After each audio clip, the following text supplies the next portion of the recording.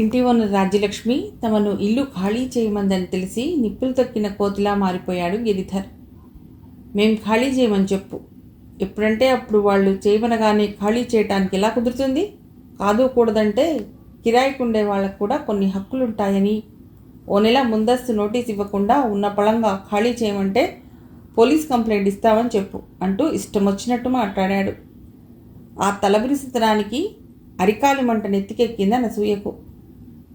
ఛ మాట్లాడకు చండాలుడా, అంతా నీ మూలంగానే కదూ. ఎక్కడికెడితే అక్కడ ఏదో ఒక గొడవ నా నెత్తి మీద తెచ్చి నాకు మనశ్శాంతి లేకుండా చేస్తున్నావు. నీ సంగతి తెలిసిన వాళ్ళు ఎవ్వరూ మాకు ఇంత నీడనివ్వడానికి భయపడుతున్నారు. పోలీస్ కంప్లైంట్ ఇస్తావా? ఇంత నీచమైన చరిత్ర పెట్టుకుని ఏం మొహం పెట్టుకుని కంప్లైంట్ ఇస్తావు? నీతో నేను వేగలేను. మీ నాన్నకు ఫోన్ చేసి త్వరగా ట్రాన్స్ఫర్ చేయించుకోమని, లేకుంటే ఉద్యోగం వదిలేసైనా రమ్మని చెప్తాను. ఆయన వస్తే నీ సంగతి ఆయనే చూసుకుంటారు అంది ఆవేదన ఆవేశం ప్రతి మాటలో వ్యక్తం అవుతుండగా. ఏమిటి బెదిరిస్తున్నావా? ఆయన వస్తే నాకేమన్నా భయం అనుకుంటున్నావా? నేనెవ్వరికీ భయపడను. నన్ను కన్నంత మాత్రాన నీ నోటికొచ్చినట్లు మాట్లాడితే పడతావనుకుంటున్నావేమో. పడను అంటూ దూకుడుగా కాలితో నేల మీద తన్ని పెద్ద పెద్ద అంగలతో బయటికి వెళ్ళిపోయాడు గిరిధర్. ఆ వెళ్ళటం నేరుగా కళ్యాణి కాలేజీకి వెళ్ళాడు. ఏయ్, ఎవరు నువ్వు? నీ ఐడెంటిటీ కార్డ్ చూపించు అని గేట్ దగ్గరే ఆపబోయిన వాచ్మెన్కి, ఈ కాలేజీ స్టూడెంట్ని, కార్డు ఇంటి దగ్గర మర్చిపోయి వచ్చా అని సమాధానం చెప్పి అనుమతి కోసం కూడా ఎదురు చూడకుండానే చకచకా లోపలికి వెళ్ళిపోయాడు గిరిధర్. కారిడార్లో నుంచి ప్రతి క్లాస్ రూమ్లోకి తొంగి చూస్తూ ఒక క్లాస్లో ముందు వరుసలో కళ్యాణి కనిపించగానే ఠక్కున ఆగిపోయాడు. ఎవరో మేడం లెక్చర్ ఇస్తుండటంతో కారిడార్లో ఆ మూల నుండి ఈ మూలకి బోన్లో పులిలా అస్థిమితంగా తిరగసాగాడు. కోన్ చాహియే ఆప్కు? అనుమానంతో వెనకనే వచ్చిన వాచ్మెన్ ప్రశ్నించాడు. హమారా బెహన్ ఏ క్లాస్ మే హై, ఉస్సే ఏక్ బాత్ కర్నా హై, అర్జెంట్ అన్నాడు గిరిధర్. ఇందాక స్టూడెంట్ అని, ఇప్పుడు చెల్లితో మాట్లాడటానికి వచ్చానని 2 మాటలు చెబుతున్న అతడి వంక అనుమానంగా చూస్తుండిపోయాడు వాచ్మెన్. అనుపమ క్లాస్ నడుస్తోంది లోపల. అన్ని జన్మల్లోకి ఉత్తమ జన్మ మానవ జన్మ. అది మనకు భగవంతుడిచ్చిన ఒక వరం కనుక మంచితనం, మానవత్వం, ధర్మగుణం, ఉచితానుచిత జ్ఞానం వీటన్నిటినీ అలవర్చుకుని మనిషిగా మారాలి. అలా జరగనప్పుడు మనకు పశువుకు తేడా లేదు. పైన చెప్పిన గుణాలు ఏ మనిషిలో అయితే లోపిస్తాయో వాటి స్థానంలో అరిషడ్వర్గాలు చోటు చేసుకుంటాయి. కామ, క్రోధ, లోభ, మోహ, మద, మాత్సర్యాలనే ఈ అరిషడ్వర్గాలు మనిషికి అంతఃశత్రువులు. మనిషిని అధఃపాతాళానికి అణిచివేసే అత్యంత ప్రమాదకర శక్తులు. అనుపమ క్లాస్ ఓ ప్రవాహంలా సాగిపోతోంది. అనుకోకుండా కళ్యాణి దృష్టి క్లాస్ బయట నిల్చున్న గిరిధర్ మీద పడింది. భయంతో ఆమె గుండెలు అవిసిపోయినాయి. కళ్యాణి బయటికి చూడటం, ఆ సమయంలో ఆమె కళ్ళల్లో అంతులేని భయం తొంగి చూడటం గమనించింది అనుపమ. పాఠం ఆపకుండానే అప్రయత్నంగానే తను తలపక్కకి తిప్పి గిరిధర్ని చూడటం జరిగింది. అతడెవరో ఆమెకు తెలియదు, కానీ చూడగానే మాత్రం జీవితంలో దారి తప్పిన మనిషిని గుర్తించింది. క్లాస్ ముగిసింది. Anupama duster, chalk piece, attendance register తీసుకుని బయటికి వెళ్ళబోతుంటే మేడం అని వెనక నుండి మెల్లిగా పిలిచింది కళ్యాణి. వెనక్కి తిరిగి ఏమిటి కళ్యాణి అని అడిగింది అనుపమ. మేడం, ఇది లాస్ట్ పీరియడ్ కదా, ఇప్పుడు మీరు ఇంటికి వెళ్తున్నారా? అవును. అందాక నేను మీతోనే వస్తాను మేడం. కళ్యాణి బయట నిల్చున్న ఆ అబ్బాయిని చూసి భయపడుతోందని గమనించింది అనుపమ. చూస్తుంటే అతడు అవుట్ సైడర్లా ఉన్నాడు. ఇలాంటి వాళ్లకు గేటు దాటి లోపలికి రావటానికి పర్మిషన్ ఉండదు. ఎలా వచ్చాడో మరి అనుకుంటూనే, అందాక ఎందుకు, నేను ఎలాగో ఆటోలో పెడతాను, నువ్వు ఉండేది మా ఇంటి దగ్గరలోనేగా, మా ఇంటి దగ్గర వదిలేసి పెడతాను అంది కళ్యాణితో. థ్యాంక్ యూ మేడం అని వచ్చి ఆమెతో పాటే ఆటోలో కూర్చుంది కళ్యాణి. నాకు భయపడి మేడం తోడు తీసుకుని ఎడుతోంది. ఎన్నాళ్ళు ఇలా తప్పించుకుంటుందో చూస్తాను అనుకుంటూ కోపంగా వెళ్ళిపోయాడు గిరిధర్. ఎలా చదువుతున్నావమ్మా? బాగానే చదువుతున్నా మేడం. ఇందాక క్లాస్ బయట తచ్చాడుతున్న ఆ అబ్బాయి ఎవరు? ఆ ప్రశ్నతో అద్దిరిపడి చటుక్కున తలెత్తి చూసింది అనుపమ. స్టూడెంట్స్ పర్సనల్ విషయాలు అడగకూడదు నిజానికి, కానీ నీ కళ్ళల్లో భయం చూసి ఉండబట్టలేక అడుగుతున్నాను. ఆ ఆదరణకు కరిగిపోయింది కళ్యాణి. ఇక మేడం దగ్గర ఏదీ దాచాలని అనిపించలేదు. మా టెనెంట్ వాళ్ళ అబ్బాయి మేడం, పేరు గిరిధర్. అస్తమానము నన్ను ప్రేమించానంటూ వెంటబడి వేధిస్తున్నాడు. నేను నిన్ను ప్రేమించడం లేదు అని అంటే ఎలా ప్రేమించవో చూస్తాను అన్న ధోరణిలో బెదిరిస్తున్నాడు. మీ పెద్దవాళ్ళకి ఈ విషయం చెప్పలేదా? అమ్మకు చెప్పాను. ఆమె ఇల్లు ఖాళీ చేయమని చెప్పింది వాళ్లకు. చెయ్యం, ఏం చేస్తారో చేసుకోండి అని దబాయిస్తున్నాడని తెలిసింది. మా నాన్నగారు చాలా కోపిష్టి మనిషి మేడం. ఆయనకు తెలిస్తే పెద్ద ఇష్యూ అయిపోతుందని, పరువు పోతుందని అమ్మ భయపడుతోంది. కానీ అవసరం అనుకున్నప్పుడు చెప్పక తప్పదు కదా, పరిస్థితి చేజారిపోతే. మేము అదే ఆలోచిస్తున్నాం మేడం అంటుండగా కళ్యాణి వాళ్ళ ఇల్లు వచ్చింది.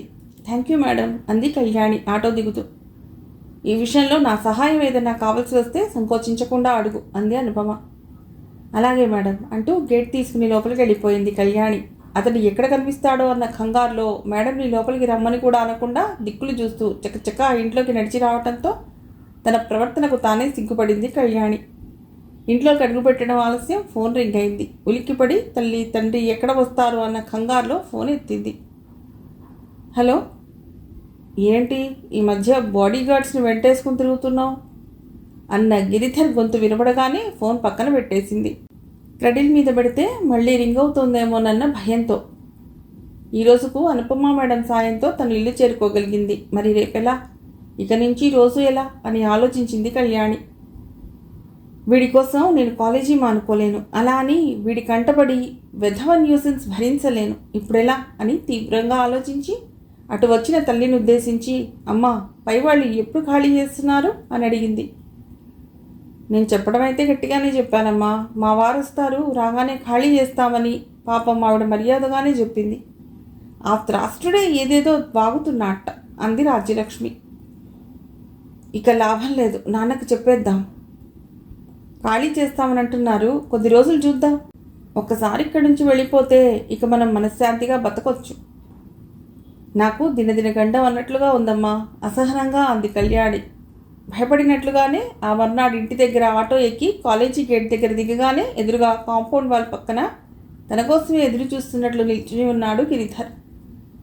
కళ్యాణి, నీకోసం ఎదురు చూస్తున్నాను. ఇంట్లో నువ్వు తలుపులు బంధించుకుని కూర్చోవటంతో నీతో మాట్లాడే అవకాశమే దొరకటం లేదు నాకు అన్నాడు గిరిధర్. నీతో నాకు మాటలేంటి విసురుగా అంది కళ్యాణి. కానీ నాకు కావాలి. నీతో మాటలే కాదు, నీ అందం, నీ యవ్వనం, నీ సర్వస్వం నాకు కావాలి. నువ్వు లేకుంటే నేను పిచ్చివాడినైపోతాను. నీకోసం రక్తంతో లవ్ లెటర్ రాశాను, ఇటు చూడు అంటూ కాగితం మడత విప్పి ఎదురుగా ముఖానికి అడ్డంగా పెట్టి చదువు అన్నాడు గిరిధర్. ఎర్ర రంగులో అస్తవ్యస్తంగా వంకరటింకరగా ఉన్న అక్షరాలను చూస్తుంటే భయం వేసింది కళ్యాణికి. ఏ కోడికి చంపి ఏ రక్తంతో రాసావా ఉత్తరం? డ్రామా నా దగ్గర వేయకు, పక్కకు తప్పుకో అని ఒక్క కసురు కసిరింది. నా ప్రేమను నువ్వు నమ్మటం లేదు కదూ, నీ కళ్ళెదుటే రుజువు చేస్తానుండు అంటూ షర్టు జేబులో నుంచి ఓ బ్లేడ్ ఊహించనంత వేగంగా బయటికి తీసి సర్రన ఇంత పొడుగున చేతి మీద కోసుకున్నాడు గిరిధర్.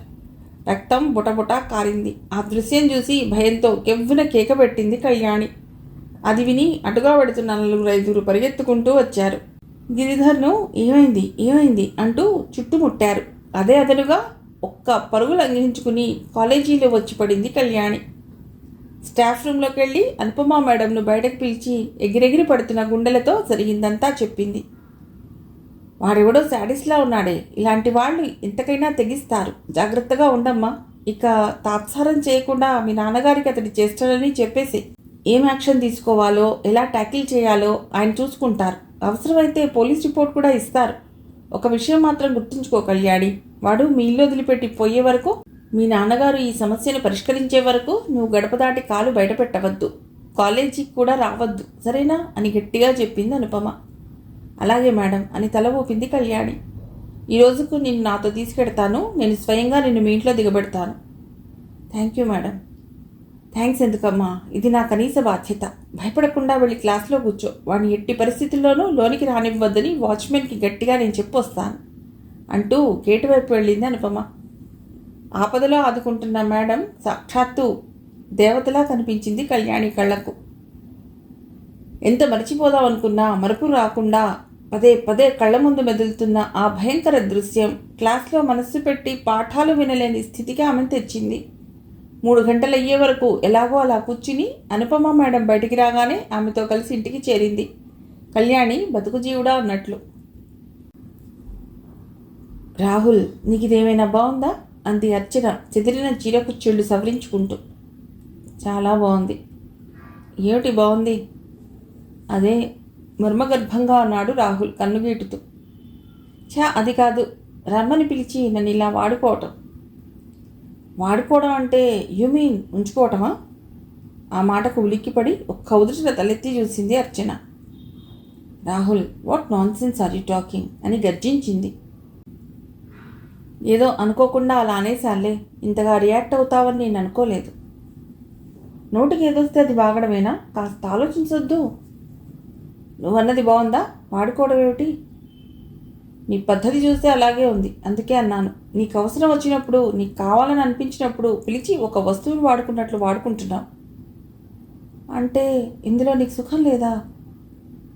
తప్పు చేస్తున్నానన్న భావం, ఎవరికంటైనా పడితే ఏమవుతుందనే భయం బూచిలా మనసులో దాక్కుని హడలు పుట్టిస్తుంటే సుఖమా పాడా?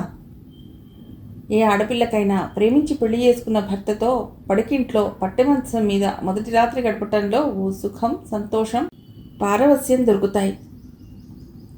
అలాగైతే అన్నీ తెలిసిన దానివై ఉండి ఆ రోజు కారులో అంత ఒళ్ళు తెలియకుండా అంత ఆవేశపడిపోయి నిన్ను నువ్వు నాకెందుకు అర్పించుకున్నావు? నిలదీసి అడుగుతున్నట్లు రాహుల్ ఒక్కసారిగా అలా అనగానే వేటగాడి బాణం తగిలిన గువ్వపిట్టలా విలవిలలాడిపోయింది అర్చన. నువ్వు ఇలాంటి మాటలు అనాలోచితంగా అంటావా? కావాలని నన్ను హర్ట్ చేయాలని అంటావా రాహుల్ అని అడిగింది అయోమయావస్థలో. ఒకసారంటే ఏదో తెలియక నోరు జారాడలే అనుకుంది. మళ్ళీ అలాగే అనటంతో అనుమానం వచ్చింది అర్చనకు. నేనేమన్నాను? ఉన్నమాటే అన్నాను, పెడసరంగా సమాధానం చెప్పాడు రాహుల్. ఉన్నమాట అయితే మాత్రం అంత పచ్చిగా మాట్లాడాలా? జరిగిన దాంట్లో నీ తప్పేమీ లేనట్లు, అంతా నా ఒక్కదానిదే అన్నట్లు, నేనేదో తెగబడిన దానిలా సిగ్గు అభిమానం విడిచి అమాంతం నీ మీద పడిపోయినట్లు మాట్లాడతావే? ఇద్దరం కలిసి చేసిన ఒక తొందరపాటి పనికి ఒక్కరినే బాధ్యత చేసి మాట్లాడటం, అలసి చేసి అసభ్య పదాలు వాడటం సంస్కారం అనిపించుకుంటుందా? సంస్కారం గురించి నువ్వు నాకు స్పీచ్ ఇవ్వకు. మళ్ళీ అలాగే మాట్లాడుతున్నావు.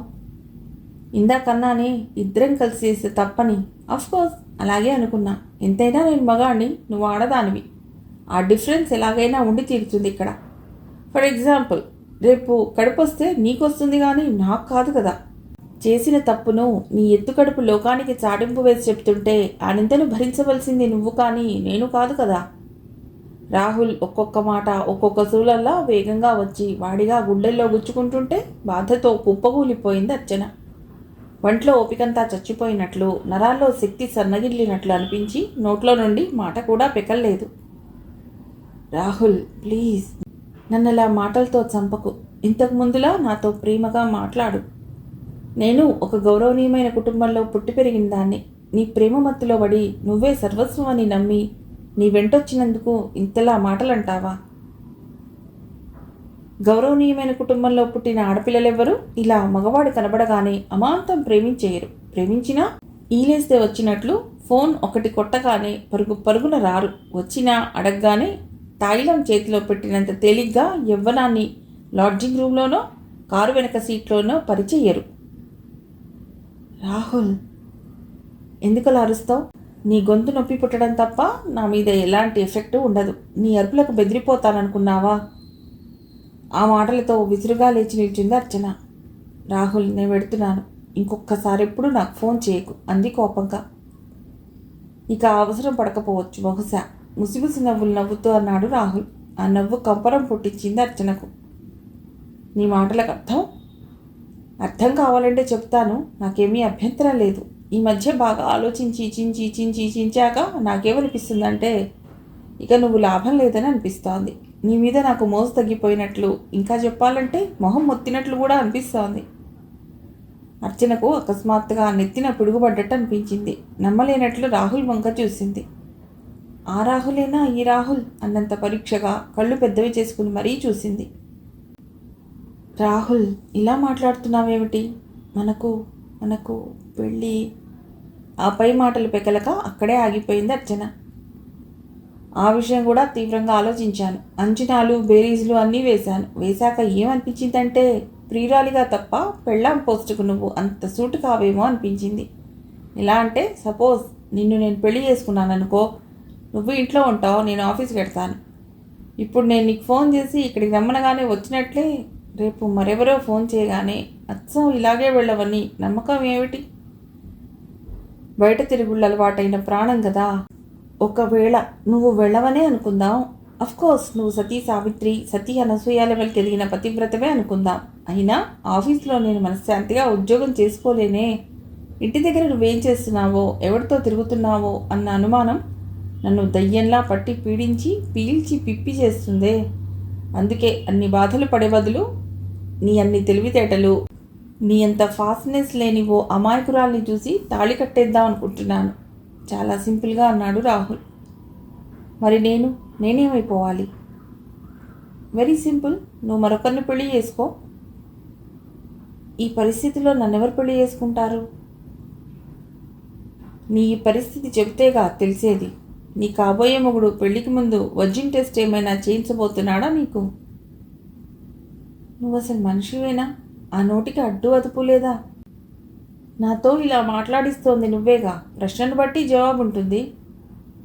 నిన్ను ప్రేమించి అన్నీ నీకు ఇచ్చేసి మరొకరితో ఎలా కాపురం చేయగలనుకుంటున్నావు? మనసు అంగీకరిస్తుందా అతన్ని మోసం చేసినట్లు కాదు? ఇవన్నీ ముందు ఆలోచించుకోవాల్సిన విషయాలు. ఇప్పుడు విచారించి ఏం లాభం? అయినా నీ పెళ్ళి నీ స్వవిషయం. అవన్నీ ఆలోచించుకోవాల్సింది, నిర్ణయాలు తీసుకోవాల్సింది నువ్వు. ఇందులో నన్ను ఇరికించవు. ఇప్పటికే చాలా ఆలస్యం అయింది. నీతో వాదన పెట్టుకుంటూ కూర్చోవటం వల్ల ఇది తెగేది కాదు, ముడిపడేది కాదు. ఎంతసేపు చర్చించుకున్నా అంటూ నిన్ను డ్రాప్ చేయాలా అని కూడా అడగకుండా కార్ స్టార్ట్ చేసి వేగంగా వెళ్ళిపోయాడు రాహుల్. కచ్చా రోడ్ కావటంతో వెనకబడి దుమ్ము ఇంతెత్తున రేగి అర్చన కళ్ళల్లో, ముఖం మీద పడింది. రాహుల్ రాహుల్ యు స్కౌండ్రల్ అని అరుస్తూ పిచ్చిదాన్లా ఏడ్చింది అర్చన. దిక్కులు పిక్కటిల్లేలా అరిచింది. ఆ ఏడుపు ఉధృతం అనుకోకుండా తగిలిన ఆ షాక్ తీవ్రత, ఆవేశం, అవమానం అన్నీ తోడుకాగానే తనేం చేస్తుందో, ఎటు పెడుతుందో తెలియని భావోద్రేకంలో పెద్ద పెద్ద అడుగులు వేస్తూ ముందుకెళ్ళింది అర్చన. 2 ఫర్లాంగుల దూరం రాగానే తను నడుస్తోంది లోయర్ ట్యాంక్ బండ్ రోడ్లో అని గుర్తించింది. అప్పటికప్పుడు నడక వేగం పెంచి మలుపు తిరిగి ట్యాంక్ బండ్ ఎక్కింది. సాయంత్రం వేళ కావటంతో పిల్లా పాపలతో వ్యాహ్యానికి వచ్చిన వాళ్ళు లాన్లో కూర్చుని చాలామందే ఉన్నారు. ఇంకొంచెం ముందుకు నడిచి నిర్జన ప్రదేశానికి చేరుకుని అటూ ఇటూ చూసి ఒక్క ఉద్దుట నీళ్లలోకి దూకబోయింది. చటుక్కున 2 బలమైన చేతులు అమాంతం తన రెక్క పట్టుకుని వెనక్కి ఈడ్వటంతో వెళ్ళి అంత దూరం పడింది. ఆ ఊపులో అర్చన పడి లేచి ఆశ్చర్యంగా చూసింది ఎదురుగా నిల్చున్న ట్రాఫిక్ పోలీసును. ఏ అమ్మాయి, ఏమిటా పని? నీకు బుద్ధుందా అసలు? పద పోలీస్ స్టేషన్కి అని రంకె వేశాడు ఎత్తుగా, లావుగా, బుర్రమీసాలతో ఉన్న ఆ పోలీస్. ఇంతలో అక్కడికి మరో 2 ట్రాఫిక్ పోలీసులు వచ్చారు వ్యాన్లో. మీ అనుమానమే నిజమే అయింది సార్. మీరు మెల్లిగా నక్కి నక్కి ఆమె వెనకాలే వచ్చి ఉండకపోతే చచ్చి ఉండేది ఈ అమ్మాయి ఈరోజు అన్నాడు ఒక పోలీస్. ఈ ట్యాంక్ బండ్ అందరికీ ఓ సూసైడ్ పాయింట్ అయిపోయింది. రోజు ఒకళ్ళో ఇద్దరో అయినా ఇందులో దూకటమే. అందుకే మన సీఎం గారు ఇక్కడ స్పెషల్ టాస్క్ ఫోర్స్ నియమించింది అన్నాడు మరో పోలీస్. పోలీసులు వాళ్ళ మధ్య ఓ అమ్మాయి ఉండటంతో ఏదో జరిగిందని చూస్తూ చూస్తూ ఉండగానే జనం మూగారు. నడు పోలీస్ స్టేషన్కి. ప్లీజ్ నన్ను వదిలేయండి. వదిలేస్తే మళ్ళీ ఇదే పని చేస్తావు. మీ వాళ్ళకు నేను అప్పచెప్పేదాకా మాదే బాధ్యత. ఏం చేయాలో అర్థం కాలేదు అర్చనకు. చుట్టూ ముగిన జనం సూదుల్లాంటి చూపులతో గుచ్చి గుచ్చి చంపుతుంటే ఆమెకు అవమానంగా ఉంది. దిక్కు తెలియని పరిస్థితుల్లో ఏడుస్తూ తనని ఆ ఆపద నుండి రక్షించేవారెవరా అని దిక్కులు చూస్తూ కూర్చుంటే ఆమెకు సడన్గా వెడుతున్న ఓ ఆటోలోంచి అనుపమ మేడం ముఖం లీలగా కనిపించింది. అదిగో మా మేడం పెడుతున్నారు, ప్లీజ్ ఆపండి అనగానే ఓ ట్రాఫిక్ కానిస్టేబుల్ బైక్ మీద వెళ్ళి ఆటోని వెనక్కి తీసుకుని వచ్చాడు. ఎవరో అమ్మాయి ఆత్మహత్యా ప్రయత్నం చేసిందని, తనెవరో మీకు తెలిసిన అమ్మాయి అని పోలీసు చెప్తుంటే ఆశ్చర్యపోతూ ఆటో దిగి గుంపులోంచి చొచ్చుకుని లోపలికి వెళ్ళింది అనుపమ. అర్చన నువ్వా అంది నమ్మలేనట్లు. మేడం అంటూ 2 చేతుల్లో ముఖాన్ని దాచుకుని వెక్కి వెక్కి ఏడ్చింది అర్చన. చుట్టూ జనం, మధ్యలో అర్చన. కాకి ప్యాంట్, వైట్ షర్ట్లలో 3 ట్రాఫిక్ కానిస్టేబుల్స్. అదంతా చూసి అర్చన ఎంత దయనీయమైన స్థితిలో ఉందో అర్థం చేసుకోగానే గుండె తరుక్కుపోయింది అనుపమకు. ఈ అమ్మాయి నాకు తెలుసు, ఇలా మరోసారి చెయ్యదు. అందుకు నేను గ్యారంటీ ఇస్తున్నాను. ఈసారికి వదిలేయండి. నేను క్షేమంగా తనని ఇంటి దగ్గర దింపుతాను, వాళ్ళకు అప్పగిస్తాను అని పోలీసులను రిక్వెస్ట్ చేసి అర్చన చేయి పట్టుకుని ఆటో వైపు నడిపించుకుంటూ వెళ్ళింది అనుపమ. ఆటోలో ఉన్న అనుపమ తల్లి పద్మావతి, తమ్ముడు వంశీ జరిగి కూర్చుని ఆప్యాయంగా అర్చనకు స్థలం ఇచ్చారు. మా అమ్మ, మా తమ్ముడు కాస్త చల్లగాలి పీల్చుకుందామని ముగ్గురం కలిసి ఇలా వచ్చాం అంది అనుపమ ఆటోలో నిశ్శబ్దం గూడుకట్టుకోవటం ఇష్టం లేక. అంతకుమించి మరేమీ మాట్లాడలేదు, ఏ ప్రశ్నలు వేయలేదు. ఇల్లు దగ్గరికి వచ్చినప్పుడు అప్పుడు తనే నోరు విప్పింది అర్చన. మేడం ప్లీజ్ ఇదంతా మా ఇంట్లో చెప్పకండి. నువ్వు మరోసారి ఇలా చేయనని ప్రామిస్ చేస్తే చెప్పను. ప్రామిస్. అలా కాదు, నా చేతిలో చెయ్యి వేసి. అర్చన కళ్ళు అశ్రుపూరితాలయ్యాయి ఆ ఆప్యాయతకు. తన చేతిలో ఉన్న అర్చన చేతిని వాత్సల్యంతో సున్నితంగా స్పర్శిస్తూ, ప్రామిస్ విలువ నీకు తెలిసిందని నేను పూర్తిగా నమ్ముతున్నాను. రేపు నువ్వు తప్పకుండా కాలేజీకి రావాలి, రాకుంటే నేనే మీ ఇంటికి వస్తాను అని క్లుప్తంగా ఆ 2 మాటలు మాత్రం చెప్పి వదిలేసింది అనుపమ. బయట కొంగుతో కన్నీళ్లు తుడుచుకుంటూ గేట్ తీసుకుని లోపలికి వెళ్ళిపోయింది అర్చన. అనుపమ కళ్ళల్లోనూ కన్నీళ్లు తిరిగాయి అది చూసి. హాస్టల్ నుండి డిశ్చార్జ్ అయ్యి ఆ రోజే ఇంటికి వచ్చాడు హరినాథ్. మైల్డ్ హార్ట్ స్ట్రోక్ అని చెప్పి ఓ వారం రోజులు ఐసీయూలోనూ మరో వారం వార్డులోనూ ఉంచుకుని ఇంటికి పంపించారు కేర్ హాస్పిటల్ వాళ్ళు. ఇంట్లో అస్తమానం టీవీ, సినిమాలు, ఫ్యాషన్లు ఇదే ప్రపంచంగా బతికిన శ్రీలక్ష్మికి రోగాలు, రుస్తులు, మూలుగులు, బాధలు, మందుల వాసనల మధ్య హాస్పిటల్లో గడిపి వచ్చాక ఓ పరిచయం లేని ప్రపంచాన్ని చూసొచ్చినట్లు అయ్యింది. జీవితపు మరో కోణాన్ని దర్శించొచ్చినట్లుంది. పుస్తకాలే ప్రపంచంగా, కంప్యూటరే తన లోకంగా తపస్సమాధిలో ఉన్న ఋషిలా కాలం గడిపే ప్రశాంత్కు త్రుటిలో తపోభంగం అయినట్లుగా ఉంది. అందంగా అలంకరించుకోవటం, అద్దంలో తన యవ్వనాన్ని పదే పదే చూసుకుని గర్వించటం, సినిమాల్లో వేషాలు వేయటమే జీవిత లక్ష్యంగా భావించటం వంటి పనులతో ఎప్పుడూ జోరుగా, హుషారుగా ఉండే ప్రగతికి ఆ 2 వారాలు అనుభవించిన టెన్షన్, భయం, జీవితం అంటే ఇంతేనా అన్న వేదాంత భావాలు కలగలిసి ఒక్కసారి జీవితాన్ని తలకిందులు చేసినట్లయింది. ప్రవహించే సెలయేరును ఒక్క పళంగా అక్కడే ఆగిపో అని ఎవరో శపించిన రీతిగా ప్రవాహం లాంటి ఆమె దినచర్యలో స్తబ్దత ఏర్పడిపోయింది. హరినాథ్ను ప్రుడెన్షియల్ బ్యాంక్ పుట్టి ముంచాక ఏం చేసినా ఏం లాభం, ఎంత కష్టపడ్డా ఏం ప్రయోజనం, కంచి చేనుని మేస్తే దొంగల్ని మించిన గజు దొంగలుగా బ్యాంకు వాళ్ళు మారిపోతే ఇహ ఎవరిని నమ్మాలి అన్న నిరాశాభావాలు చుట్టుముట్టి భవిష్యత్తు భయంకరంగా కనిపించడంతో ప్రాణాల మీదికి తెచ్చుకున్నాడు.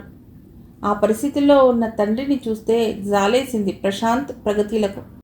మీరేమీ బాధపడకండి డాడీ, ఇక నుంచైనా ఏమీ ఆలోచించకుండా హాయిగా రెస్ట్ తీసుకోండి. డబ్బు పోతే మళ్ళీ సంపాదించుకోగలం, కానీ ప్రాణాలు పోతే మళ్ళీ తెచ్చుకోగలమా అన్నాడు ప్రశాంత్ తండ్రి పక్కన కూర్చుంటూ. మాకు మీకన్నా డబ్బు ముఖ్యం కాదు డాడీ, నా పెళ్లి కోసమే కదా మీరు ఆ డబ్బు దాచారు. కట్నం తీసుకుని పెళ్లి ఆర్భాటంగా జరిపించాలని కండిషన్ పెట్టిన పెళ్లి కొడుకును నేను అస్సలు చేసుకోను. పైసా కట్నం అడగని వాణ్ణి, నా మనసుకు నచ్చిన వాణ్ణి నేను రిజిస్టర్ మ్యారేజ్ చేసుకుంటాను, సరేనా అంది ప్రగతి. కిషోర్ మనసులో మెదలగా, మొదటి నుంచి ఈయనకు ఈ డబ్బు పిచ్చే ఇన్ని అనర్థాలు తెచ్చిపెడుతోంది. ఉన్నదాన్ని అనుభవించకుండా కట్టలు కట్టలు బ్యాంకులో దాచుకోవాలని పీనాస్తనానికి పోతే ఇలాగే అవుతుంది అంది శ్రీలక్ష్మి విసురుగా. ఆ మాటలకు పిచ్చి కోపం వచ్చింది హరినాథ్కు. నీ మూలంగానే కదనే నేను డబ్బు బ్యాంకులో దాచవలసి వచ్చింది. తెచ్చిన సంపాదనంతా నీ చేతుల్లో పోస్తుంటే చీరలు, నగలు, షోకులు అంటూ మంచినీళ్ళలా ఖర్చు చేశావు. పిల్లల భవిష్యత్తును గురించి బాధ్యతగా ఆలోచించవలసిన నడి వయసులో సైతం వయస్సు పిల్లల అలంకరించుకుని సినిమాలు, షికార్లు తిరగటం, ఇంట్లో ఉండటం అంటూ జరిగితే టీవీకి, వీసీఆర్కి అంటుకుపోవటం. కొంప కొల్లేరు చేశావు గదే. నీ ఖర్చుకు భయపడే డబ్బు నీకు అందుబాటులో లేకుండా చెయ్యాలని తీసుకెళ్ళి ఆ బ్యాంకులో పెట్టాను. దురదృష్టవంతుడికి ఎక్కడికి వెళ్ళినా నష్టాలే, కష్టాలే అన్నట్టుంది నా పరిస్థితి. ఉన్న డబ్బు పోయి ఒక పక్కన ఏడుస్తుంటే మూలిగిన నక్క మీద తాటిపండు పడ్డట్టు ఈ హార్ట్ అటాక్ ఖర్చు ఒకటి అదనం.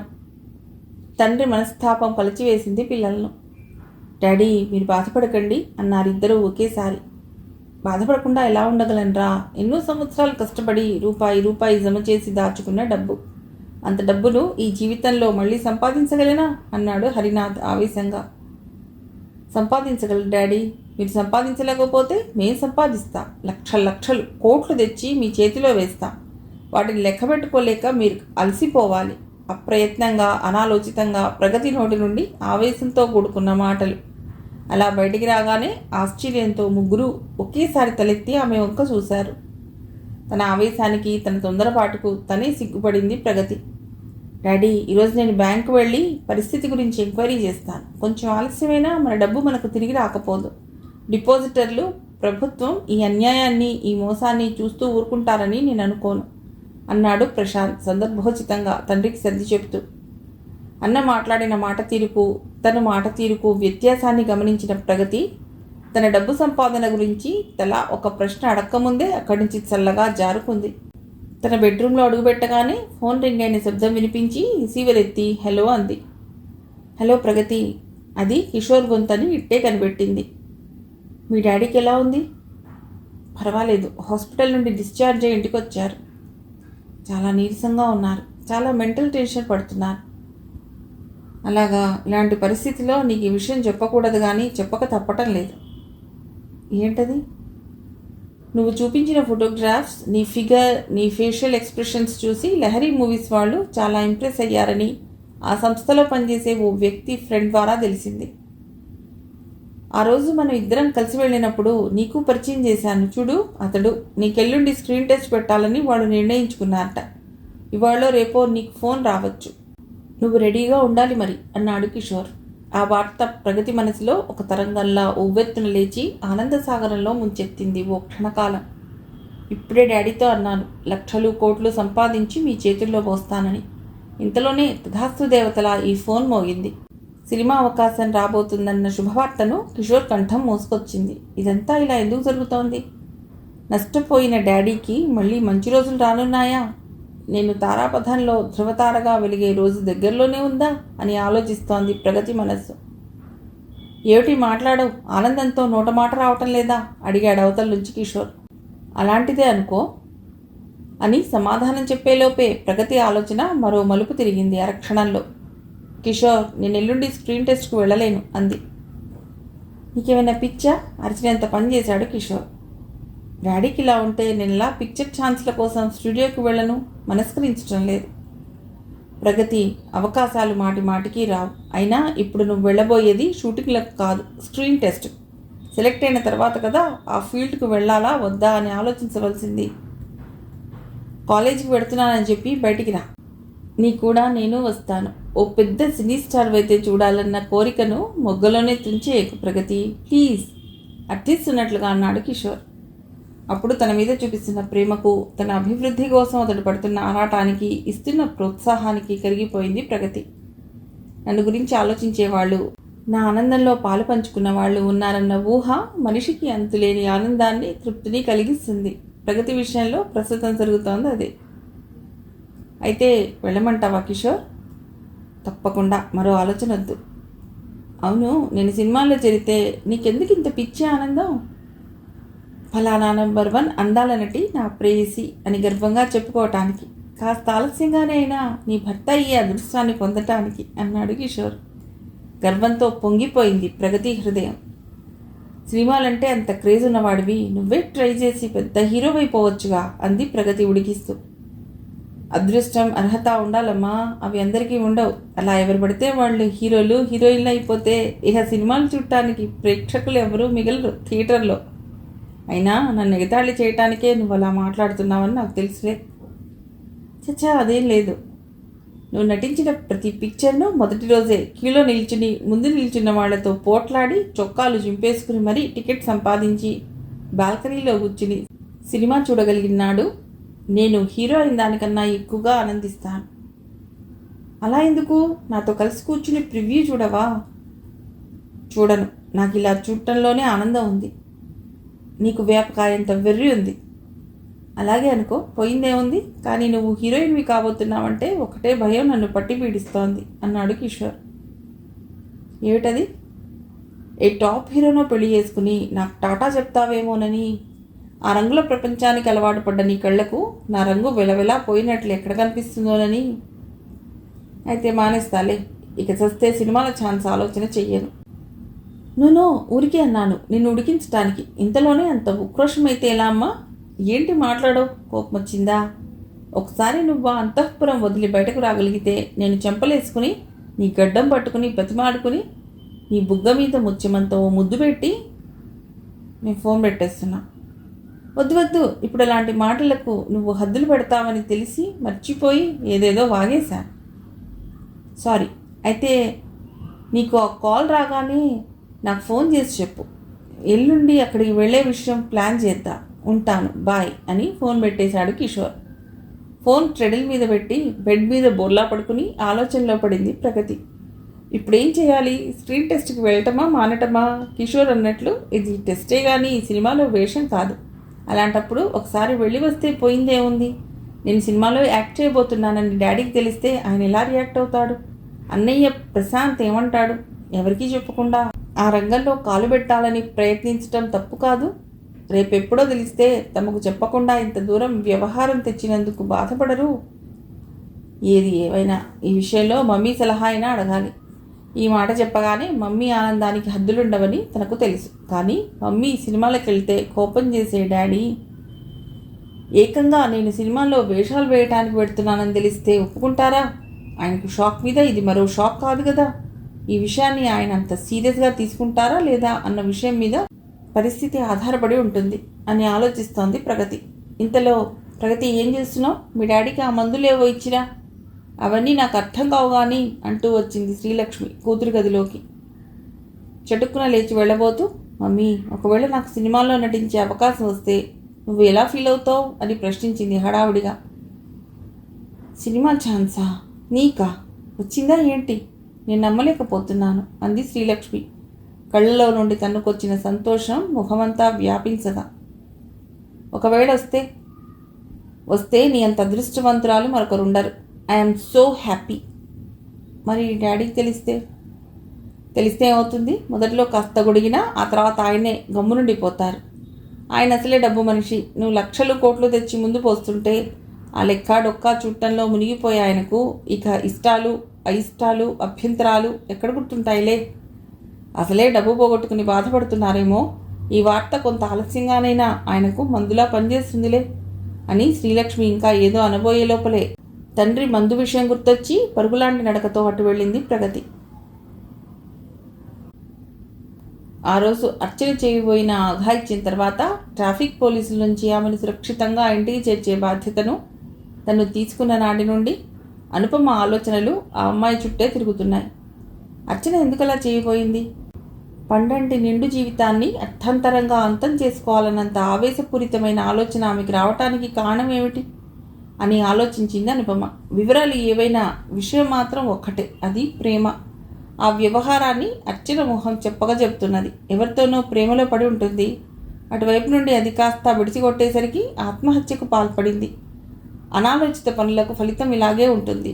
ఆ రోజు ట్రాఫిక్ పోలీస్ సమయానికి వచ్చి రక్షించకపోయి ఉంటే అర్చన ఏమయ్యేది?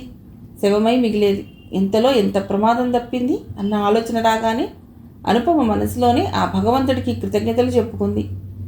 అర్చన తర్వాత అనుపమ క్లాస్లో ముందు వరుసలో కూర్చోగానే కళగల కళ్యాణి మొహం గుర్తుకొచ్చింది. ఈ మధ్య కళ్యాణి చాలా దిగులుగా ఉంటోంది. ఆమె కళ్ళలో బోలెడు భయం.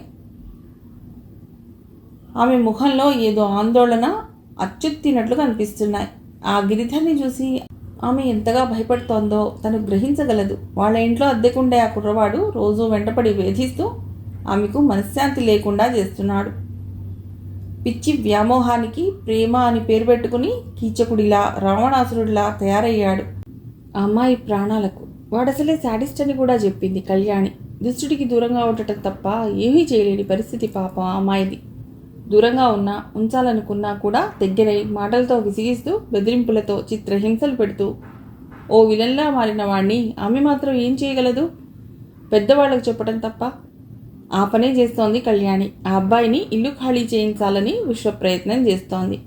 అదన్నా జరిగితే పాపం ఆ అమ్మాయి కష్టాలు గట్టెక్కుతాయేమో. ఈ మధ్యన తరచూ ప్రగతి కిషోర్తో బైక్ మీద కనబడుతోంది. క్లాసులు బంక్ కొట్టి ఇద్దరూ సినిమాలకు షికారులకు వెడుతున్నట్టు తన అనుమానం. స్నేహంగానే ఉండి సఖ్యతలోని దగ్గరితనాన్ని అనుభవించగలిగినప్పుడే అది అందాలను చిందిస్తుంది. స్నేహం అనుకున్నది మధ్యలో ఆకర్షణ రొంపిలో పడి ప్రేమలా భ్రమింపజేస్తే ఇక ఆ తర్వాత అది ఎటు కొట్టుకుపోతుందో చెప్పడం కష్టం. ప్రేమ అన్న పదం ఈ రోజుల్లో ఎందుకంత చీప్గా, ఎందుకంత అర్థరహితంగా మారిపోతోంది? విద్యాలయాలుగా పవిత్రతను నింపుకోవలసిన కాలేజీలు ఈ మధ్య ప్రేమ కార్ఖానాలుగా మారిపోతున్నాయి. విద్యార్థులు కాలేజీలకు వెళ్ళేది చదువుకోవటానికి కాదు, ప్రేమ పేరుతో అడ్డమైన తిరుగుళ్ళు తిరగటానికి. అన్న భావాన్ని, భయాన్ని పెద్దలలో కలిగించడానికి ఎందుకో కారణాలు అవుతున్నాయి. విద్యార్థులలో అవగాహన లోపమా, ఆవేశం తప్ప ఆలోచన లేని యువతీ యువకుల వయస్సు తొందర, లేక సినిమా వ్యాపారస్తుల బాధ్యతారహిత విచ్చలవిడి ప్రేమ ప్రకోపమా? ఇది ఏవైనా ఈనాటి యువత దారి తప్పుతోంది.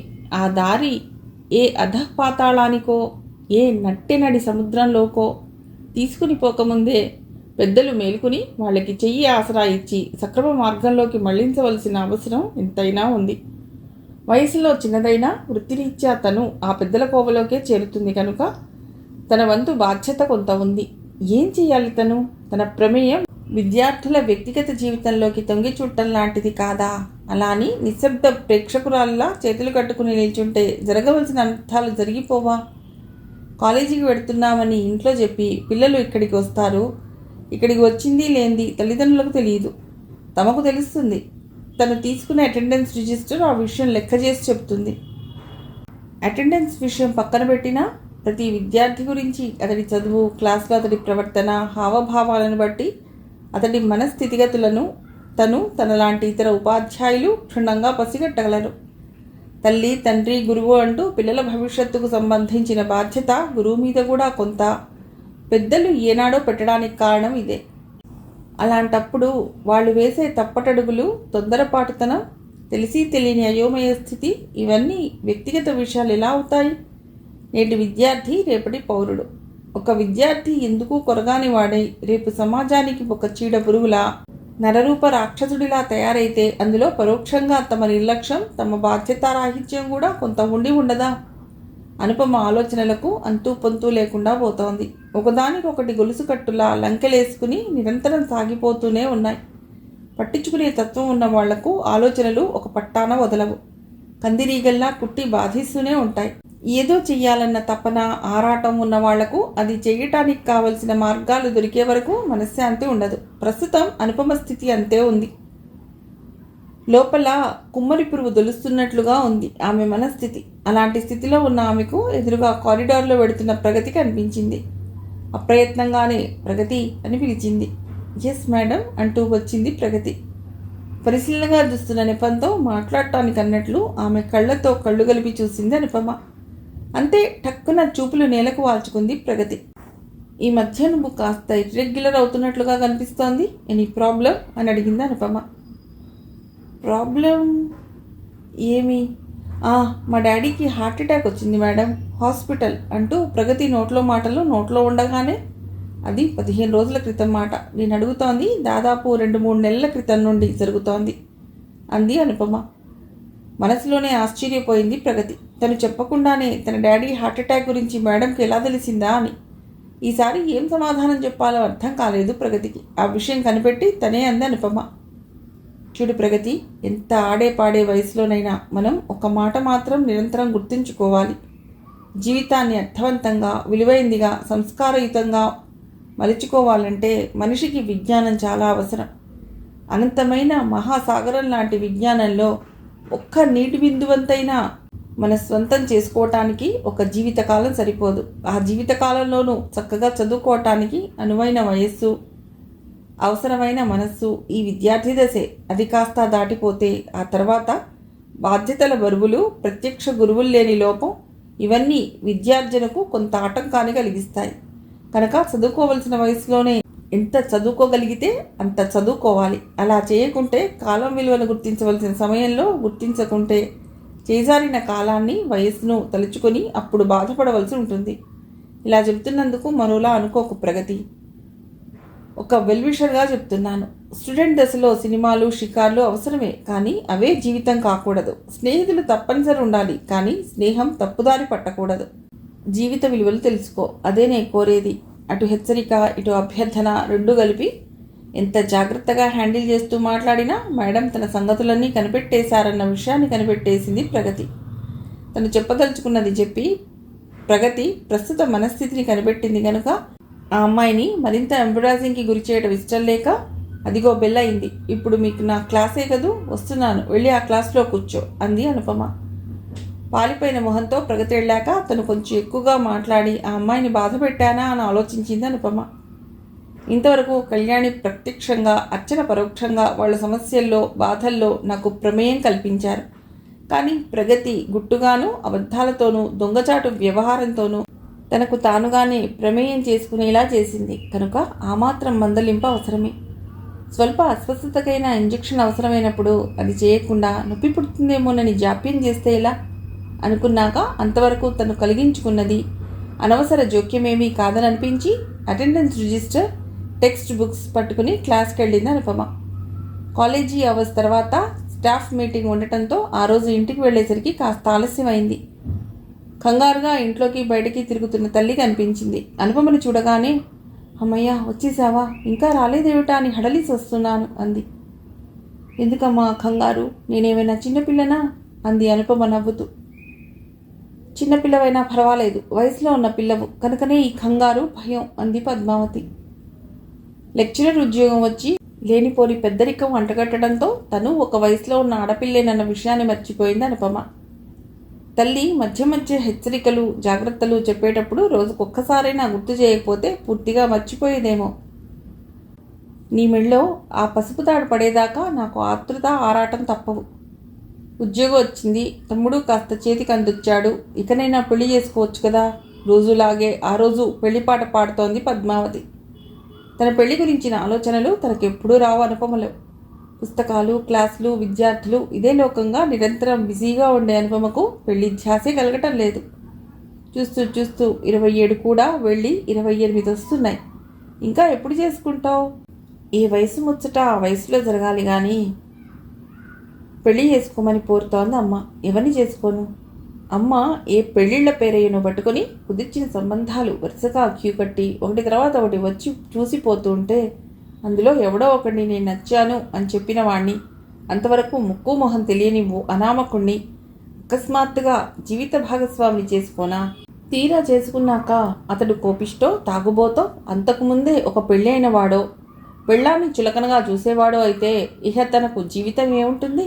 జన్మ జన్మల బంధం అంటూ మెడకు ముడివేసుకున్న వాణ్ణి మిగతా జన్మల మాట అటుంచినా ఈ జన్మకు మాత్రం వదిలించుకోలేను కదా. అలా అని ప్రేమ వివాహం చేసుకోవాలా? ఆ ఆఖరి ఆలోచనకు ఫక్కున నవ్వింది అనుపమ. ప్రేమ? నేనా? ఎవరిని? మళ్ళీ అదే ప్రశ్న వచ్చి ముందుకు నిల్చుంది. ఎవరిని అంటే ఆ ప్రశ్న మనసులోకి వచ్చింది కానీ ప్రేమించడం ఏంటి అన్న ప్రశ్న మాత్రం రాలేదు. ఎందుకంటే ఆమె ప్రేమ ద్వేషి కాదు. వాలంటైన్స్ డే అనగానే ప్రేమికులం అనుకునే వాళ్లకు, ప్రేమ ఆట ఆడుకునే వాళ్లకు అందరికీ సందడి రోజు, సరదా రోజు. ఆ రోజు యువతీ యువకులకు పట్టపగ్గాలు ఉండవు. ఎవరికి వారు తమ ప్రేమ ఎంత ఘాటైందో, ఎంత విశాలమైందో తమ పార్ట్నర్కి చెప్పుకోవటానికి నానా అవస్థలు పడుతుంటారు. ఆ రోజు నుంచి తమ ప్రేమను చిగురింప చేయటానికి వేచి ఉన్న వాళ్ళు కొందరైతే ఆ రోజునే తమ ప్రేమను పరాకాష్ఠ దశకు తీసుకువెళ్ళటానికి విశ్వ ప్రయత్నాలు చేసేవాళ్ళు మరికొందరు. ఎవరికి వారే లైలా మజ్నులం అనుకుంటారు, ఎవరికి వారే పార్వతీ దేవదాసులం అనుకుంటారు, ఎవరికి వారే భాగవతి సలీం అనుకుంటారు. అది ఆరంభ సూరత్వమో, వీరావేశమో, టైంపాస్ ప్రోగ్రామో తెలియదు. మొత్తానికి అందరూ గాఢ ప్రేమికులే. గిరిధర్, రాహుల్, కిషోర్, ప్రగతి అందరూ ఆ రోజు షాప్ల మీదకి ఎగబడి మరీ గ్రీటింగ్స్, గిఫ్ట్స్ కొన్నారు. వాళ్లే కాదు, ప్రతి షాప్లోనూ గుంపులు గుంపులుగా అమ్మాయిలు, అబ్బాయిలు జీన్స్ల్లో, మిడ్డీల్లో, పంజాబీ డ్రెస్లలో, ప్యాంట్ షర్ట్లలో చూసే కళ్ళకు పండగ చేస్తున్నారు. షాప్ యజమానులకు వ్యాపారం జోరుగా సాగుతోంది. ఇదిలా ఉండగా మరోపక్క విహెచ్పి నేతలు, సభ్యులు ఇది మన సంస్కృతి కాదు, యువతను పెడదారి పట్టించే ఈ పాశ్చాత్యుల పండగలు, వేడుకలు మనకొద్దు అంటూ షాపుల మీదకి దాడి చేసి గ్రీటింగ్ కార్డులు చింపి గిఫ్ట్లు తగలెట్టి మరీ గగ్గోలు పెడుతున్నారు. బ్యానర్లు పట్టుకుని రోడ్ల మీద ఊరేగారు కూడా. అయినా వాళ్ళనెవ్వరూ పట్టించుకోలేదు. వాళ్ళ అరుపులు, కేకలు అనంతవాయువుల్లో కలిసిపోయాయి. వీళ్ల సుధ మనకెందుకు అన్నట్లు యువత యథావిధిగా తమ పనిలో తాము మునిగిపోయారు. గిరిధర్ ఎంచి ఎంచి ఒక గ్రీటింగ్ కార్డు కొన్నాడు. ఓ జంట వంటి మీద అరాకొరా బట్టలతో గాఢాలింగనంలో మైమరిచి ఉన్న బొమ్మ ఉన్న కాడది. దానిపై ప్రియమైన కళ్యాణికి అని రాశాడు. ఓ సన్నని వెండి మీద బంగారు కోటింగ్ ఉన్నది చైన్ తీసుకుని అందులో పెండెంట్ ఓపెన్ చేసి ముఖం మాత్రం కనిపించేలా ఉన్న తన ఫోటో ఒడిపెట్టాడు. ఆ రెండు పట్టుకుని ఇంటి ముందు బీట్ వేసి నిల్చున్నాడు. లోపల నుంచి వచ్చే వాళ్లకు తను కనిపించకుండా. మామూలుగా రోజులాగానే తల వంచుకుని కాలేజీకి వెళ్ళటానికి బయటకు వస్తుందనుకున్నాడు. కానీ అలా కాకుండా స్కూటర్ వెనక సీట్ మీద కూర్చుని తండ్రితో సహా బయటకు వచ్చింది కళ్యాణి. ఒక్క క్షణం నీరుగారిపోయినా వెంటనే తేరుకొని తను బైక్ స్టార్ట్ చేసి వేగంగా పోనిచ్చి తనకన్నా 5 నిమిషాల ముందే కాలేజీ ముందు ఉండి గేట్ దగ్గర అటు ముఖం పెట్టి నిల్చున్నాడు గిరిధర్. స్కూటర్ వచ్చి కాలేజీ ముందు ఆగింది. జాగ్రత్తమ్మా, మళ్ళీ కాలేజీ వదిలిపెట్టే టైంకి వస్తాను. నేను వచ్చేదాకా నువ్వు గేట్ దాటి బయటికి రాకు అన్నాడు కళ్యాణి తండ్రి రాఘవరావు స్కూటర్ ముందుకు పోనిస్తూ. అలాగే నాన్న అంటూ గేట్ దాటి లోపలికి అడుగుపెట్టబోయిన కళ్యాణి కుడి చేతిని చటుక్కున పట్టుకుని విసురుగా తన వైపు గుంజుకుంటూ, కళ్యాణి, ఈరోజు వ్యాలంటైన్స్ డే, నువ్వు నాతో రావాలి అంటూ తొందర పెట్టాడు గిరిధర్. ఊహించని ఆ సంఘటనకు హడలిపోతూ ఛా వదులు అంటూ గింజుకోసాగింది కళ్యాణి. రాకపోతే చంపేస్తాను. ఏం చూసుకుని ఇంత పొగరు నీకు? పిచ్చివాడిలా నీ వెంటబడి తిరుగుతున్నందుకు అంత అలసైపోయానా? బైక్ ఎక్కు, నాకు నీతో గడపాలనుంది ఈరోజు. ఇవాళ నేను ఎలాగైనా వదిలిపెట్టను అంటూ రెక్కపట్టుకుని బైక్ వైపు లాక్కెళ్ళిపోయాడు గిరిధర్. భయంతో గజగజ ఉడికిపోయింది కళ్యాణి. హెల్ప్ హెల్ప్ అంటూ అరిచింది. అప్పటిదాకా అక్కడే ఉన్న వాచ్మెన్ అప్పుడే కాస్త పక్కకు వెళ్ళి దమ్ము కొడుతున్నవాడు ఇది చూసి, ఏయ్ క్యా హేరే, చోడుదో బచ్చికో అంటూ చేతిలో కర్రతో పరిగెత్తుకుంటూ రావడంతో అది చూసి సడన్గా కళ్యాణి రెక్క వదిలి చెంప మీద చెల్లున ఒక దెబ్బ వేసి వేగంగా పారిపోయాడతడు. అబ్బా అని ఆర్తనాదం చేస్తూ చెంప పట్టుకుని ఒక్క ఉదుటిన గేట్ లోపలికి పరిగెత్తింది కళ్యాణి. ఏమైంది ఏమైంది అంటూ పిల్లలందరూ మూగారు. మగపిల్లలు కొంతమంది బైక్ వెనకాల కొంత దూరం వరకు పరిగెత్తి అతడు అందకపోవడంతో వెనక్కి వచ్చారు. ప్రిన్సిపల్కి ఈ విషయం తెలిసి హుటాహుటిని అక్కడికి వచ్చాడు. జరిగిన విషయం తెలుసుకుని ఆ సమయంలో నువ్వేం చేస్తున్నావని వాచ్మెన్ మీద రంకెలేశాడు. లెక్చరర్స్ అందరూ ఈ గొడవకి బయటకు వచ్చారు. అనుపమ కళ్యాణి దగ్గరికి వచ్చి ఆప్యాయంగా భుజం మీద చెయ్యేసి సానుభూతితో చెంపనిమిరి, అతడు ఇంకా మీ ఇల్లు ఖాళీ చేసి వెళ్ళలేదా అని ప్రశ్నించింది. వెళ్ళాడు మేడం, 3 రోజుల క్రితమే ఖాళీ చేసి వెళ్ళిపోయారు వాళ్ళు. పీడ విరగడైపోయిందని హాయిగా ఊపిరి పీల్చుకున్నా, కానీ మళ్ళీ ఇలా జరిగింది అంది కళ్యాణి సజల నేత్రాలతో. జాలిగా ఆ అమ్మాయి వంక చూస్తూ, పోలీస్ కంప్లైంట్ ఇవ్వటం తప్ప నాకు మరో మార్గం కనిపించటం లేదు. మీ వాళ్లతో ఈ విషయమే ఆలోచించి చూడు. వాడసలే పగబట్టిన పాములా ఉన్నాడు. కొద్ది రోజులు నువ్వు ఇల్లు వదిలి ఒంటరిగా బయటకు రాకు అని చెప్పింది అనుపమ. ఇప్పుడు నేను ఒంటరిగా రాలేదు మేడం, మా నాన్నగారు గేట్ వరకు వచ్చి దింపారు. మళ్ళీ తనే వచ్చి ఇంటికి తీసుకువెడతానన్నారు అని చెప్పింది కళ్యాణి ఏడుపు గొంతుతో. ఊరుకో, ధైర్యంగా ఉండు. నువ్వు ఇలా బేలవైతే వాడికి మరింత అలసవుతుంది అని చెప్పి కళ్యాణిని వదిలి రాలేక తిరిగి స్టాఫ్ రూమ్కి వచ్చింది అనుపమ. కుర్చీలో వెనక్కి వాలి కళ్యాణినే పదే పదే తలుచుకుంటూ ఉంటే ఆ అమాయకపు ముఖం, అష్టపూరితమైన ఆ కళ్ళు, ఓ మానవ మృగం పంజా గుర్తులున్న ఆ నునులేత బుగ్గ కళ్ల ముందు మెదిలి హృదయం ద్రవించుకుపోయింది అనుపమకు. ఈసారి వ్యాలంటైన్స్ డే అంటే ఏమాత్రం ఆసక్తి లేకపోగా ఏదో అపరాధ భావంతో బాధపడవలసి వచ్చింది అర్చనకు. అందుకే కావాలని కాలేజీ కూడా మానేసి ఆ రోజు ఇంట్లోనే ఉండిపోయింది. కాలేజీకి వెడితే ఆ రాహుల్ గాడి మొహం చూడవలసి వస్తుంది. ఈ మధ్య సాధ్యమైనంత వరకు వాడి కంటపడకుండా తప్పించుకుని తిరుగుతుంది. ఎప్పుడైనా అనుకోకుండా ఎదురుపడవలసి వచ్చినప్పుడు వాడు చూసే అసహ్యకరమైన చూపులు, ఎద్దేవా చేస్తున్నట్టున్న నవ్వు భరించడం కష్టంగా ఉంది అర్చనకు.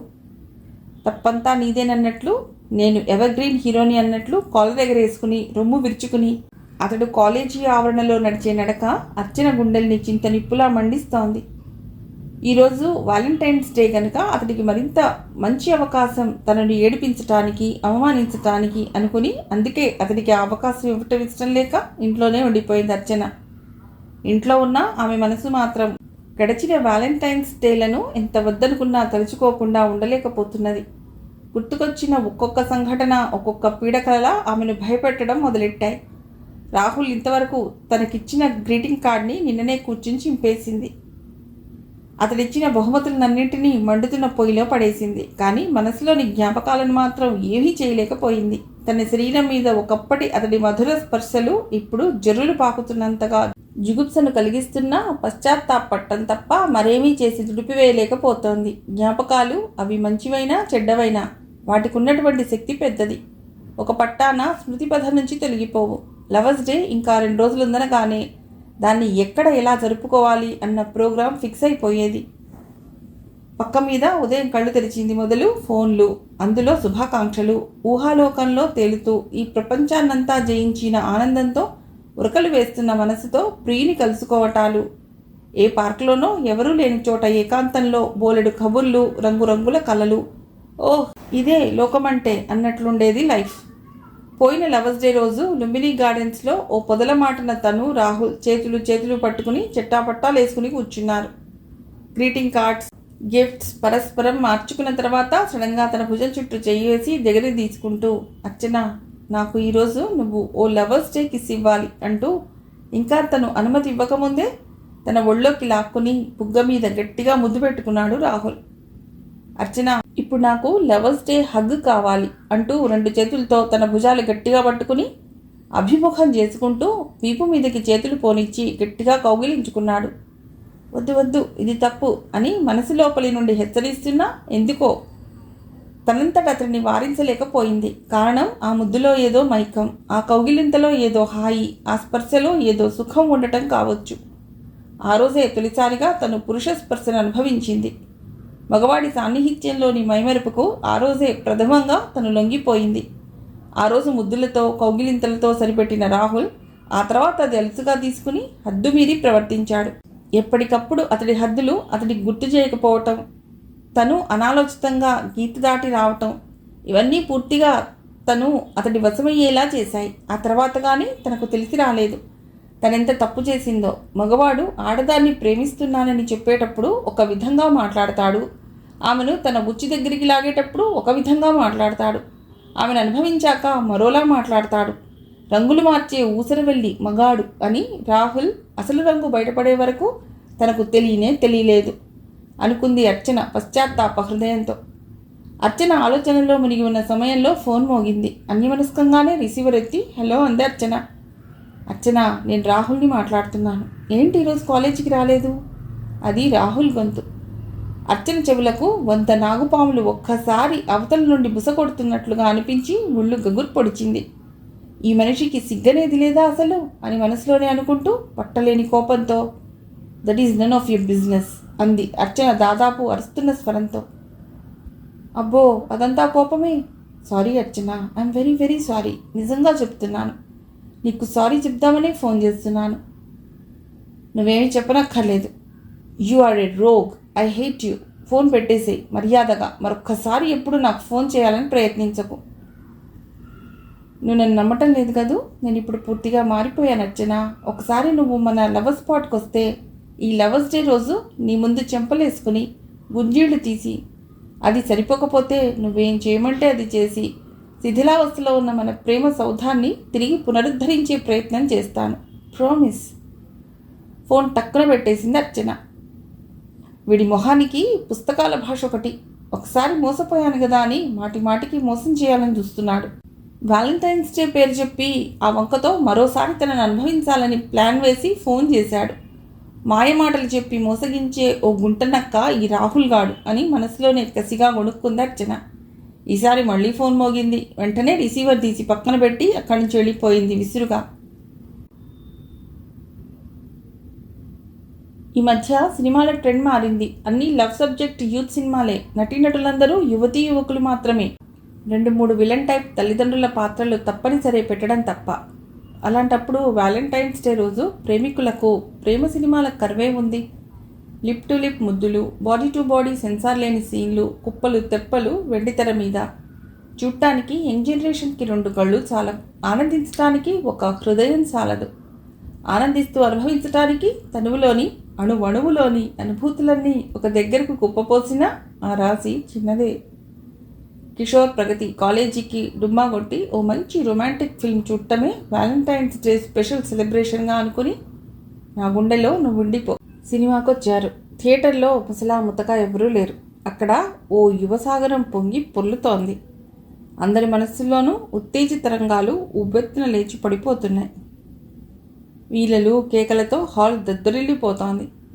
కిషోర్ ప్రగతి ఒకరి చేతుల్లో మరొకరి చేతులుంచుకుని భుజాభుజాలు రాసుకుంటూ సినిమా చూడటంలో లీనమయ్యారు. ప్రేమ దృశ్యాలు చిత్రీకరిస్తున్నప్పుడు హీరో హీరోయిన్కి ఏ అడ్డు అదుపు హద్దు లేకుండా విచ్చలవిడిగా వెండితెర మీద వదిలేస్తారా డైరెక్టర్లు, ప్రొడ్యూసర్లు, కెమెరామెన్లు అన్నట్లు ఒకళ్ళనొక్కళ్ళు పదే ముద్దులు పెట్టుకుంటూ హీరోయిన్ పొట్టను, నడుమును, ఎదను ఎక్కడ పడితే అక్కడ ముట్టుకుంటూ కింద మీద పడి దొర్లుతూ నానా యాగి చేస్తూ రెచ్చిపోయి యాక్ట్ చేస్తున్నాడు హీరో. ఆ దృశ్యాలు చూస్తూ అందులో వాళ్ళ స్థానాల్లో తమను తాము ఊహించుకుని లీనమైపోతూ ఒళ్ళు వేడెక్కించుకుంటున్నారు ఆ థియేటర్లో కూర్చున్న లవర్స్. కిషోర్ ప్రగతిల పరిస్థితి అలాగే ఉంది. మనస్సు గతి తప్పుతున్నట్లు, వయస్సు మాట వినకుండా ప్రియుడి వద్దకు స్థానభ్రంశం చెందుతున్నట్లు అనిపించింది. ఒళ్ళు తెలియని ఉద్రేకంలో ప్రగతి అంటూ భావావేశంతో ఆమె భుజం చుట్టూ ఉన్న తన చేతిని మరింత అదిమిపెట్టి దగ్గరకు తీసుకున్నాడు కిషోర్. కిషోర్ అంటూ మత్తుగా కళ్ళు మూసుకుని అతడి భుజం మీద వాలిపోయింది ప్రగతి.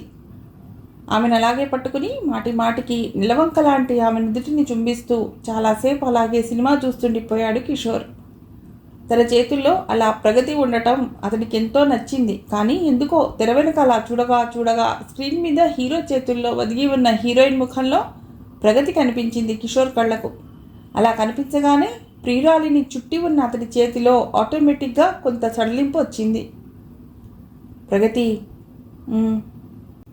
నువ్వు స్క్రీన్ టెస్ట్ పాస్ అయ్యావు కదా, కొద్ది రోజుల్లో నువ్వు హీరోయిన్గా నీకు ఆఫర్ రాబోతోంది కదా, అప్పుడు నువ్వు బిజీ తారవైపోతావు. నేను ఒంటరిగా సీట్లో కూర్చుని సినిమా చూస్తూ ఉంటాను. నిన్ను అలా హీరో కౌగిల్లో చూస్తుంటే నాకు ఎలా అనిపిస్తుంది అన్న ఊహనే నేను భరించలేకపోతున్నాను. అయితే నేను సినిమాలో నటించనులే. ఇద్దరం హాయిగా పెళ్లి చేసుకుని పిల్లా పాపలతో సంసారం చేసుకుందాం. వద్దు, నిన్న రొటీన్ లైఫ్లో బంధించడం నాకు ఇష్టం లేదు. నువ్వు పెద్ద ఫిల్మ్ స్టార్వి కావాలి. అదంటే ఇదంటావు అదంటావు. ఎలా నీతో చచ్చేది? యాక్టింగ్ను యాక్టింగ్గా చూడలేని ఓపిక నీకు లేనప్పుడు నన్ను ఎందుకు ఎంకరేజ్ చేస్తావు సినిమా ఫీల్డ్లో ఎంటర్ కమ్మని? విసుగ్గా అంది ప్రగతి. ఈ రోజుల్లో తెర మీద యాక్టింగ్లా కనబడటం లేదు నా కళ్లకు. హీరోయిన్ల వంటి మీద నూలు పోగు లేకుండా ఒకరి మీద ఒకరు అమాంతం అలా పడిపోయి నిజంగానే కౌగిలించుకుంటూ మన కళ్ళ ముందే అలా రెచ్చిపోయి ముద్దులు పెట్టుకుంటుంటే, పెదవులు కొరుక్కుంటుంటే ఓన్లీ యాక్టింగ్ అని మనసుకు ఎంత సర్ది చెప్పుకుందాం అనుకున్నా సాధ్యం కావటం లేదు అన్నాడు కిషోర్. ఒక పక్క అతడి మాటలు వింటూనే మరో పక్క ఆలోచనలో పడిపోయింది ప్రగతి. 4 రోజుల క్రితం తన మీద జరిగిన స్క్రీన్ టెస్ట్ ఆమె గుర్తొచ్చింది. ఆ సమయంలో అది తన ముఖ కవళికలకు, హావభావాలకు, అందచందాలకు జరిగిన టెస్ట్లా అనిపించలేదు. శరీరంలోని ప్రతి పార్ట్ను, ప్రతి వంపును, ప్రతి ఎత్తును చూపులతో చీల్చి చెండాడే మానభంగం లాంటిది ఆ టెస్ట్. రకరకాల మోడర్న్ డ్రెస్సులు వేసి వివిధ భంగిమల్లో నిలబెట్టి, పడుకోబెట్టి, వంగోబెట్టి కెమెరాలో బంధించారు. లోనెక్ జాకెట్లో ఒకసారి, అసలు టాప్ లేకుండా ఒకసారి, బొడ్డు కింది నుండి హిప్ వరకు ఓ చిన్న లంగోటా లాంటిది కట్టి బొడ్డు, తొడలు అన్నీ కనిపించేలా వివిధ ఫోజుల్లో ఫోటోలు తీశారు. తెర మీద ఇష్టం వచ్చినట్లు తన అందాల్ని ఆరబెట్టుకుని ఎక్స్రే కళ్ళతో, చేతుల టేప్తో పొడవు వెడల్పులు, ఎత్తుపల్లాలు కొలుచుకున్నారు. చివరకు నువ్వు సెలెక్ట్ అయ్యావు, వెళ్ళు, మేం పిలిచినప్పుడు మళ్ళీరా అని సాగనంపారు. అంతటి అంగాంగ ప్రదర్శన జరిగాక ఆ ఆఖరి ముక్కకు ఆనందించాలో విచారించాలో అర్థం కాలేదు ప్రగతికి. ఆ మాటే కిషోర్తో అంటే వాళ్ళకేం కావాలో, ఎలా ఉంటే పిక్చర్కి జనం విరగబడి చూస్తారో ఆ లెవెల్లో వాళ్ళు టెస్టులు చేసుకుంటారు. అవన్నీ చూసుకోకుండా నేను సినిమాల్లో తీసుకుంటే కోట్లు ఖర్చు పెట్టి సినిమా తీసిన ప్రొడ్యూసర్ నెత్తిన గుడ్డేసుకుని పోవాల్సి వస్తుంది. పిక్చర్ తీయటం అంటే మాటలు అనుకుంటున్నావా? అయినా నాకు తెలియక అడుగుతాను, వరుసబెట్టి నేను సినిమాలు చూస్తుంటావు కదా, ఈ కాలం ప్రేక్షకుల టేస్ట్ ఏమిటో, డైరెక్టర్ ప్రొడ్యూసర్లకు కావాల్సింది ఎలాంటి అందాలున్న హీరోయినో ఆ మాత్రం కనిపెట్టలేకపోయావా? నీకు బొత్తిగా లోకజ్ఞానం లేదు అంటూ తేలిగ్గా కొట్టిపారేశాడు కిషోర్. లోకజ్ఞానం, సినిమా జ్ఞానాల సంగతి ఏమిటో కానీ తనకు కిషోర్ వ్యక్తిత్వానికి సంబంధించిన జ్ఞానం మాత్రం బొత్తిగా లేదని అర్థమైపోయింది ఆ సమయంలో ప్రగతికి. ఇట్టే అర్థమైనట్లు అనిపిస్తుంది అతడి మనస్సు. మళ్ళీ అంతలోనే సరిగ్గా అర్థం కానట్లు అనిపిస్తాడు. కాసేపు నువ్వు పెద్ద ఫిల్మ్ స్టార్వి కావాలి అంటాడు. మరి కాసేపట్లో నాకు దూరం అవుతావేమోనని భయంగా ఉంది అంటాడు. నువ్వు నాకు మాత్రమే సొంతం కావాలన్నట్లు మాట్లాడతాడు ఒకసారి. మరోసారి సినిమా అంటే మడిగట్టుకుని కూర్చుంటే ఎలా అన్నట్లు చాలా బ్రాడ్ మైండెడ్ ఫెలోలా సలహా ఇస్తాడు. అసలు తను ఫిల్మ్ స్టార్ కావాలని ఈ కిషోర్కి ఎందుకంత కోరిక? అందులో తనకేమిటి ఆసక్తి? ఏ భర్తైనా తన కాబోయే భార్య ఇంటి పట్టున ఉండాలనో, కాకుంటే ఉద్యోగస్తురాలై అటు ఇంటిని ఇటు జాబ్ను సమర్థవంతంగా నిర్వహించుకోవాలనో కోరుకుంటాడు. కానీ ఈ కిషోర్ ఏమిటి, తను ఓ సినిమా తార కావాలని కోరుకుంటున్నాడు. తను సినిమా తార అయితే ఇతడికి ఏమిటి లాభం? ఇతడికి ఎందుకు అంత ఇంట్రెస్ట్ ఈ విషయంలో అని ఆలోచిస్తోంది ప్రగతి. సినిమా అయిపోయింది. ఇద్దరు బైక్ మీద తూనిగల్లా ఎగిరిపోతూ ఓ చాట్ బండార్ ముందు ఆగారు. ఇక్కడ కూర్చుని ఏమన్నా తింటూ మాట్లాడుకుందాన్రా అంటూ లోపలికి తీసుకువెళ్ళాడు కిషోర్. బర్గర్స్, చిప్స్ తింటూ కోక్ తాగారు.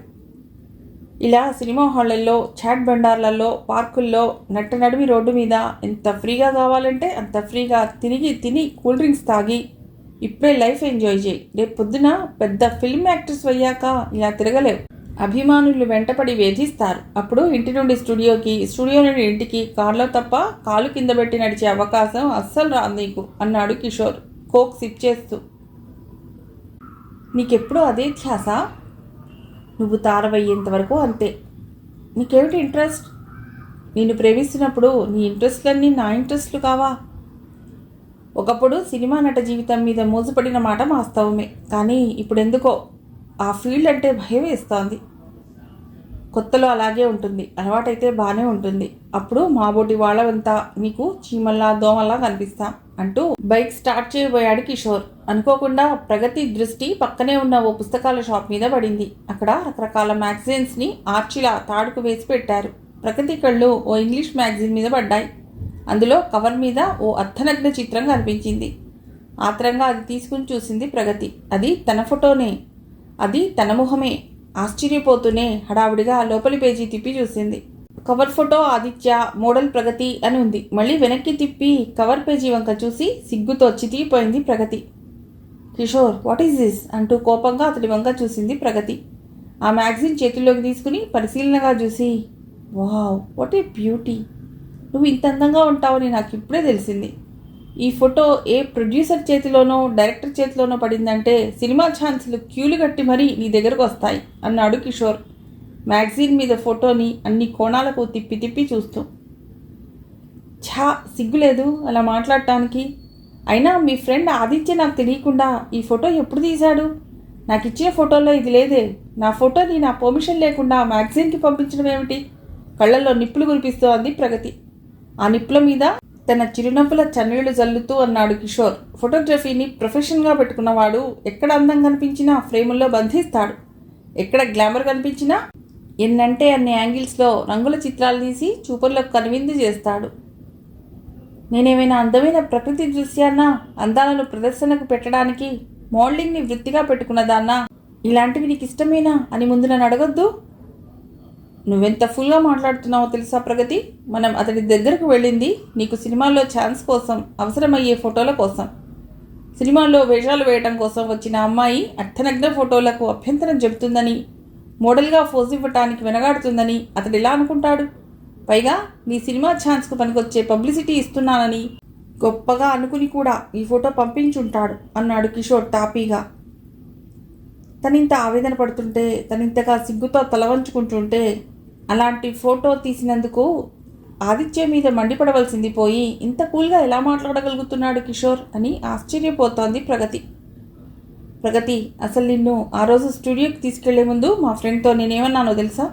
ఈరోజు నీ దగ్గర తీసుకురాబోయే అమ్మాయి నా లవర్, నా కాబోయే భార్య. ఆమె అందం మీద నీ చూపుపడ్డా, ఆమె వంటి మీద నీ చెయ్యి పడ్డా నీ కళ్ళు పొడి చేసి నీ చేతులు నరికేస్తానన్నాను తమాషాగా. దానికి వాడేమన్నాడో తెలుసా?